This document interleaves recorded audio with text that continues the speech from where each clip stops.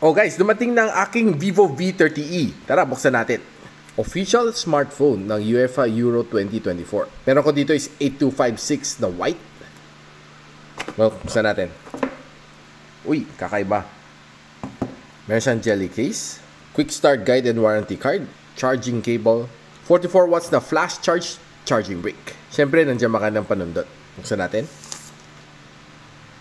Uy, ganda ng kanyang pagka-white Pag nailawan mo, medyo may pagka-pearly white and it looks really nice and very premium.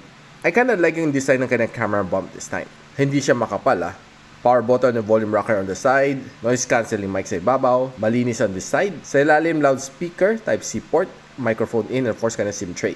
Tara, sundutin natin.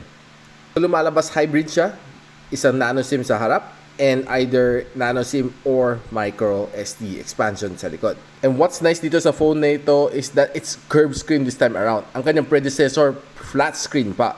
Malit ang kanyang punch hole And I like the way yung kanyang pagka-curve. Swiping left and right, I expect mo naman syempre smooth ito.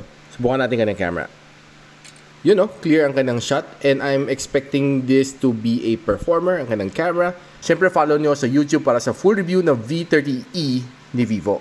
I'll see you soon.